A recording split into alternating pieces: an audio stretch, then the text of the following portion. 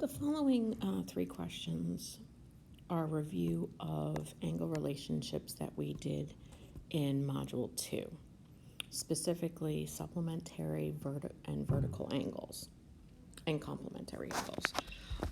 So if we look at question number 1, we're told that angle 2 is represented by 6x minus 4, and angle 3 is represented by 2x plus 11.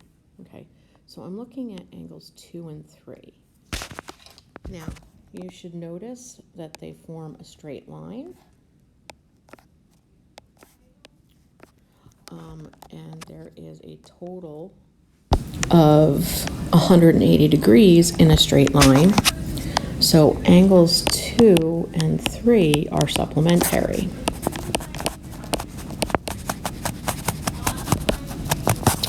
Which means I need to add the algebraic expressions for 2 and 3 and set them equal to 180 to solve for our angle measure.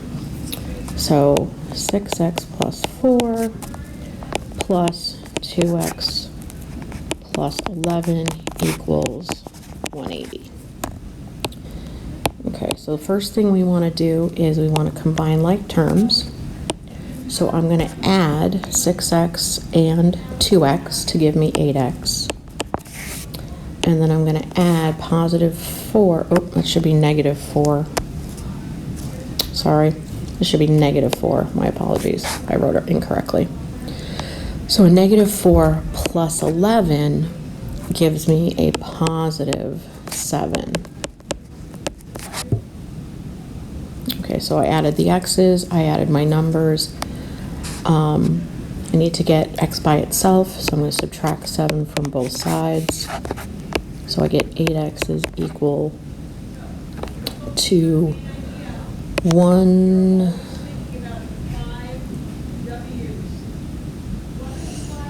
Oh, my mental math is terrible. 173. And then my last step is to divide by 8. Now, of course, this is not going to give us a very pretty number, because 173 divided by 8 equals 21.6. Okay, so now that we have x, okay, so, but it tells us to solve for the measure of angle 4. Well, the other relationship you should be able to recognize is that 2 and 4 are vertical angles. And vertical angles are always congruent. So if I plug in my value of x into my expression for angle 2, that measurement will be the exact same measurement for angle 4, because the angles are vertical. So angle 2 is represented by 6x minus 4. Plug in x, which is 21.6. And if I do 21.6 times 6, I get 129.6 minus 4. And my last step is to just subtract 4. So my final answer is that angle 2 is 125.6 degrees.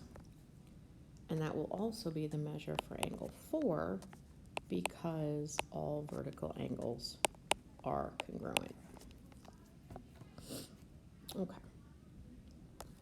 Question number 2 here is, we want to find the measure of angle 5, and we are told that angle 5 is congruent to angle 6. So these two angles are congruent. So based on our diagram, what do we have? Well, I see a straight line here. So this is 180. So all three angles add to 180.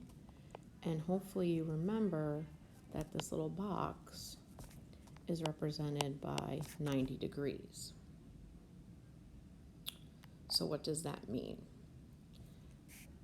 It means if I have angle 5 plus my 90-degree angle plus angle 6, all three add to 180. Now, if we subtract 90 from both sides, we have angle 5 plus angle 6 is equal to 90 degrees. But don't forget, we were initially told that 4 and 5 are congruent. So if they're congruent, both 4 and 5 have the same angle measure.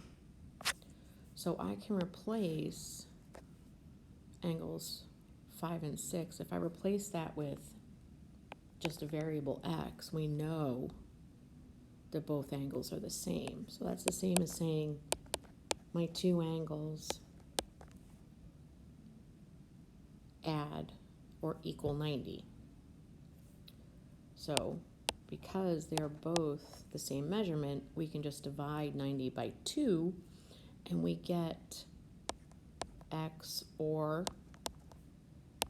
angle 5 equal to 45 degrees. Okay, so the key thing here is that we had a line which was 180, and my center angle with that box is equal to 90. So when I subtract 180 from 90, that means I need to divide evenly the 90 degrees that is left when I subtract from 180. Both 5 and 6, I need to divide that 90 degrees evenly between those two angles. So dividing 90 by 2 tells me that each angle is 45 degrees. Last one, we have measure of angle 7 is 5x minus 8. Angle 8 is 3x plus 2. Okay, and we want to solve for the measure of angle 8. Okay, well you should notice, as from our first problem, that 7 and 8 are vertical angles. And vertical angles are always congruent. They are equal.